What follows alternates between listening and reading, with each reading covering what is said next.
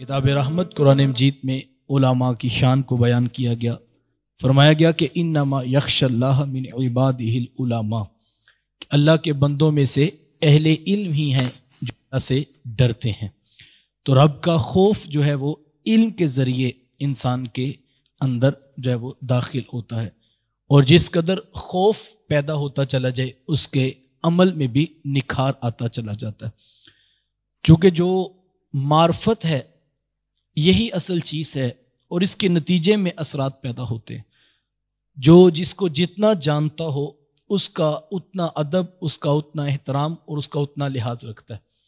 और अगर कोई आशना ही नहीं है कि फ़लाँ शख्स कौन है, उसका दर्जा क्या है, उसका रुतबा क्या है, तो उसकी निगाह में उसकी बात, उसकी गुफ्तगू की भी कोई अहमियत नहीं रहती। तो जिसको जितना रब का कुर्ब मिल जाता है, जितनी उसकी ज़ात की आशनाई हो जाती है, जितना उसको मार्फत का रंग चढ़ जाता है, उतना नतीजे में उसको रब का खौफ भी हासिल होता है। आप इसकी जो है वो मिसाल असहाब रसूल की ज़िंदगियों में देख सकते हैं।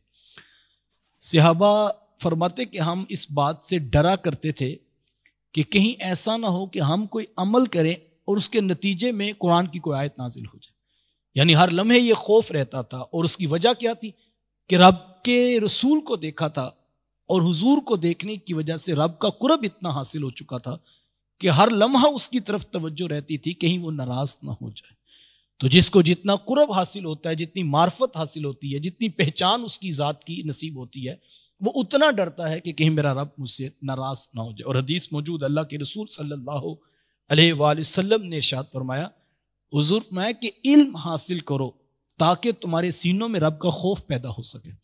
यानी इल्म का नतीजा यह है कि खौफ खुदा पैदा हो जाए। और अगर एक शख्स को इल्म भी हासिल है और खौफ खुदा नहीं है, खशियत इलाही के जज्बात उसके पास नहीं है, तो जो इल्म का समर था वो उसको नसीब नहीं हो रहा।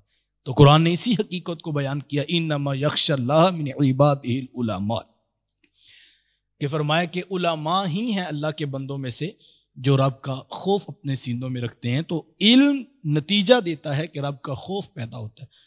और जब उसका खौफ पैदा होता है, और ये खौफ ऐसा नहीं है जैसा हमें किसी नुकसानदेह चीज से एक एहसास पैदा होता है, बल्कि ये एक मोहब्बत का एहसास है। इंसान जो है वो किसी दरिंदे को देखता है तो उसके दिल में खौफ पैदा होता है। सांप का खौफ उसके सीने में मौजूद है। क्यों? कि कहीं ये मुझे काट ना दे, कहीं ये मुझे नुकसान ना पहुंचा दे।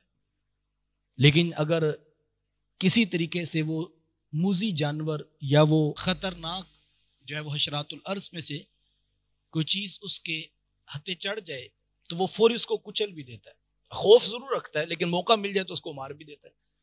लेकिन रब का खौफ ऐसा नहीं है।